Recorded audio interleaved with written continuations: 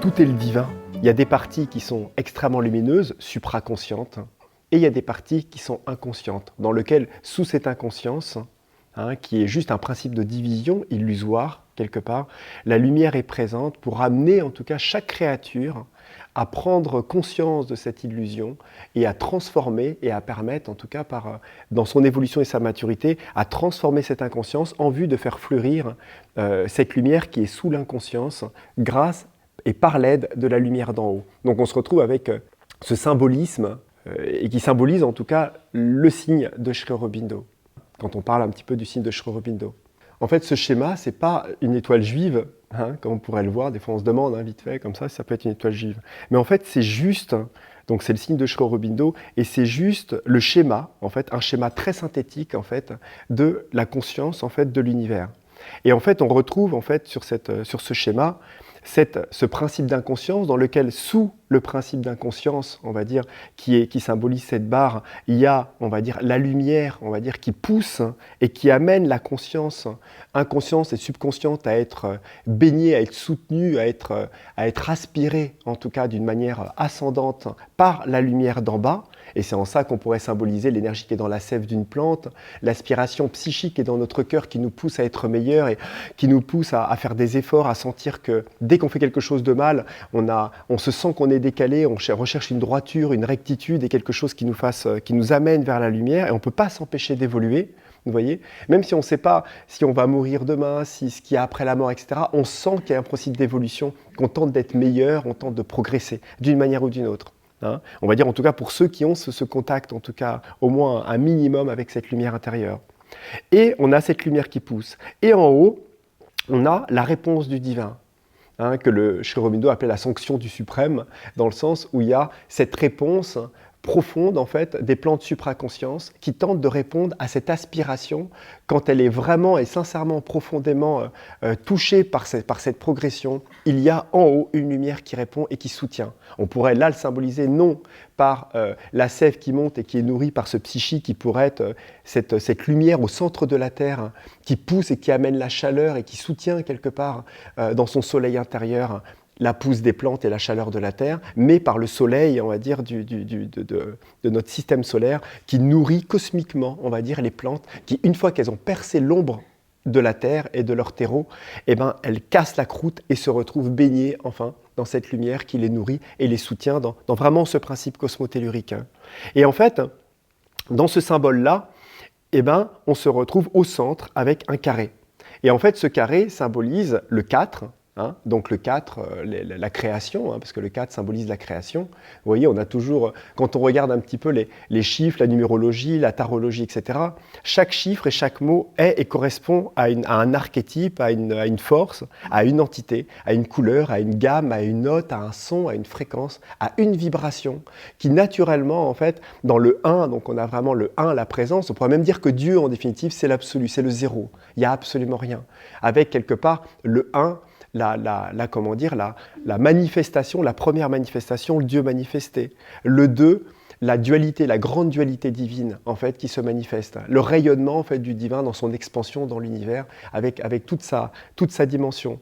Avec le 3, qui symbolise, quelque part, la création manifestée qui se diffuse, quelque part, et qui symbolise la création, on va dire, des différents plans. Et le 4, qui symbolise la création, on va dire, stable de l'univers. Bon, après, c'est vraiment synthétique. On peut le décortiquer d'une autre manière, puisqu'on peut le voir avec 1, 2, 3, 4, 5, 6, on peut le voir jusqu'à presque 9 avec la constitution des forces, mais on pourrait prendre le 1 et réexpliquer la constitution de l'univers avec le 1. Enfin, tout ça, on le découpille un petit peu comme on veut, en fait, un petit peu, on va dire ça comme ça. Simplement, Là, en fait, le 4, symbolisant en tout cas les 4 piliers supramentaux, la création de la matière, c'est-à-dire que la matière est stable quand il y a 4. Vous voyez, c'est comme une petite table, hein, il faut 4 pieds pour qu'un moment ce soit stable. Le 3 amène encore cette instabilité, mais qui amène des possibilités de création. Hein. C'est pour ça que le 3 symbolise aussi, quelque part aussi la création. Tout est possible. Alors que le 4, on a quelque chose de stable. Donc là, on a de ce fait dans cette création Maheshwari, Mahalakshmi, Mahasaraswati et Mahakali. Hein. Dans l'ordre, c'est plus Maheshwari, Mahakali, Mahalakshmi et Mahasaraswati. Pilier de vérité et de sagesse, d'intention, pilier d'énergie, de conscience, pilier d'amour interrelationnel, imbibant d'une conscience amoureuse, en tout cas la matière et la manifestation, et conscience de perfection, stabilisant, qui est le 4e pilier forcément, celui qui amène la stabilisation, qui est Mahasaraswati, qui amène en tout cas cette stabilité dans l'univers et qui amène cette perfection, on va dire stable, la matière, enfin la création du monde. Ce qui veut dire que le monde n'aurait pas pu être manifesté sans Mahasaraswati, si on le dit de cette manière-là. Et au centre de ce pilier, et au centre de ce carré, on a là, on va dire, le lotus qui symbolise l'avatar suprême.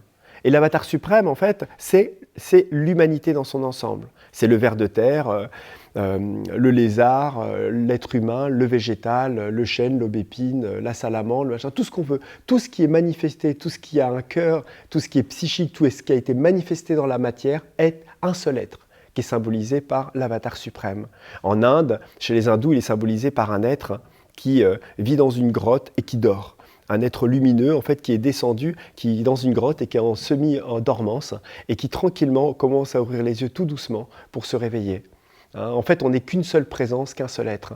Comme il n'y a qu'une seule présence manifestée, elle n'a manifesté qu'un seul être. Simplement, cet être qui a été manifesté, eh ben, quand le divin lui-même est descendu dans sa propre création, dans la division, donc dans le principe de division, ce multiple a créé de multiples créatures, des billiards de créatures, mais en fait qui ne sont qu'une seule conscience, on va dire subdivisée en possibilités, chaque être représentant, on va dire, le rêve du divin, une intention de manifester une qualité d'amour du divin. Mais nous ne sommes qu'une seule présence. Ce qui veut dire que fondamentalement, tout ce que nous faisons individuellement profite à la collectivité et profite à l'humanité et à cet être-là. Nous sommes une partie de sa conscience.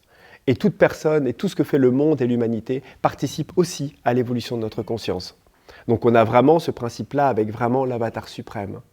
Et l'avatar suprême est, et là vous voyez, il y a des petites vagues, il y a les racines qui sont du lotus, qui sont véritablement dans la terre, dans la boue. Donc on a vraiment la boue qui symbolise le subconscient, qui symbolise l'inconscient, dans lequel en fait l'avatar suprême va aller transformer l'inconscience et le subconscient dans le sens de l'amener à la lumière et de fleurir et d'amener les plus belles floraisons. Et le lotus symbolise souvent en fait ce principe d'inversion qui est, on va dire, la partie inconsciente et la partie supraconsciente. Hein. Donc on a vraiment en fait cette partie-là avec le lotus.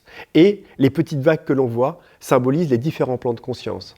Les plans subconscients, inconscients, éthériques, vital, mental, surmental et ainsi de suite. Et tous les plans dans lesquels naturellement en fait, l'avatar suprême vit et se développe.